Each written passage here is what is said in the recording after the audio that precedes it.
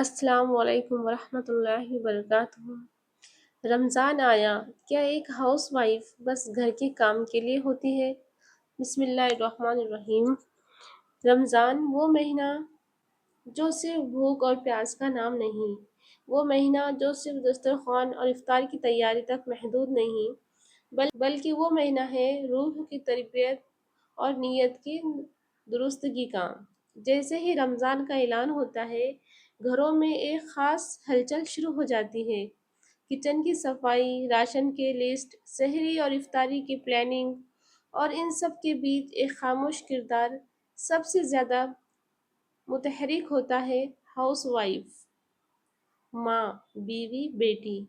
لیکن سوال یہ ہے، کیا یہ رمضان میں ایک ہاؤس وائف کی پہچان صرف باورچی خانے تک محدود ہے؟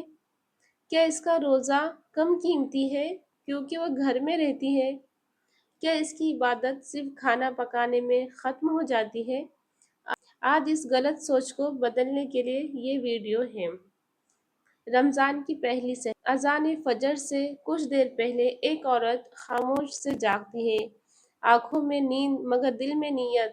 وہ سحری بناتی ہے، سب کو جگاتی ہے، بچوں کو پیار سے اٹھاتی ہے، شوہر کے لیے دسترخوان سجاتی ہے، وہ خود آخر میں کھاتی ہے، اور کبھی کبھی تھکن میں بس 2 لقمے ہی کھا پاتی ہے۔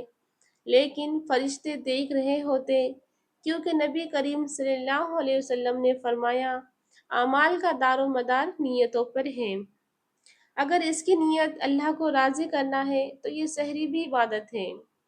دن کے وقت اکثر لوگ سمجھتے ہیں یہ تو گھر پر ہے، آرام کر رہی ہوں گی، لیکن حقیقت یہ ہے کہ بچوں کی دیکھ بھال، گھر کی صفائی، افطار کی تیاری، مہمانوں کا خیال، بیمار کی دیکھ بھال، یہ سب خاموش ذمہ داریاں ہیں، اور اگر یہ سب صبر، شکر اور اللہ کی رضا کے لیے ہو تو یہ سب ثواب بن جاتی ہیں۔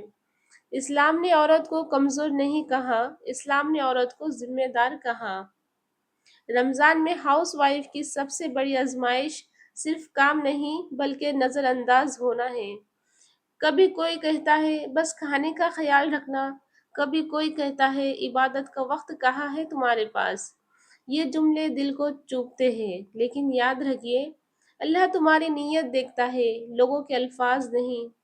وہ رب جو تمہیں کچن میں بھی دیکھ رہا ہے، وہی رب تمہارے صبر کو بھی گن رہا ہے۔ کیا ہم بھول گئے ہیں حضرت خدیجہ رضی اللہ عنہا، جنہوں نے گھر بھی سنبھالا، دین بھی، اور حضرت فاطمہ جو چکی پیستے ہوئے بھی اللہ کو یاد کرتی تھی، حضرت عائشہ رضی اللہ عنہا، جنہوں نے گھر سے علم پھیلایا۔ یہ عورتیں بھی گھر میں تھیں، لیکن ان کا مقام آسمانوں تک بلند تھا۔ تو پھر آج کی ہاؤس وائف کم کیسے ہو گئی؟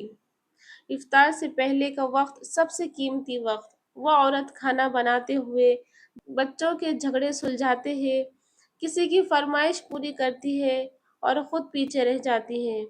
لیکن نبی کریم صلی اللہ علیہ وسلم نے فرمایا، جو کسی روزے دار کو افطار کرائے، اسے بھی اتنا ہی ثواب ملتا ہے جتنا ایک روزے دار کو ملتا ہے۔ تو سوچئے، ایک ہاؤس وائف روزانہ کتنے روزے داروں کو افطار کرواتی ہے؟ افطار سے پہلے اس کے ہاتھ اٹھتے ہیں، یا اللہ میرے بچوں کو نیک بنا دے، یا اللہ میرے شوہر کو دیندار بنا دے، یا اللہ میرے گھر میں سکون دے۔ یہ دعائیں کبھی ضائع نہیں جاتی، کیونکہ ماں کی دعا اور صبر کرنے والی عورت کی دعا عرش تک پہنچتی ہے۔ سب سو جاتے ہیں، برتن دھل چکے ہوتے ہیں، کچن صاف ہو چکا ہوتا ہے، وہ جائے نماز بچھاتی ہے، چند رکعت، چند آنسو اور خاموش سجدے۔ یہ عبادت دکھاوے سے پاک ہوتی ہے، اور اللہ کو یہی سب سے زیادہ پسند ہے۔ رمضان یہ نہیں پوچھتا کہ تم کہاں ہو، رمضان یہ پوچھتا ہے تمہاری نیت کیا ہے۔ ایک ہاؤس وائف اگر صبر سے کام کرے، شکر کے ساتھ ذمہ داری نبھائے اور اللہ کو یاد رکھے، تو وہ صرف گھر نہیں سنبھال رہی ہے، وہ آخرت بھی بنا رہی ہے۔ معیار ہو، رمضان آیا ہے اور اس رمضان میں تم بھی اللہ کے بہت قریب ہو۔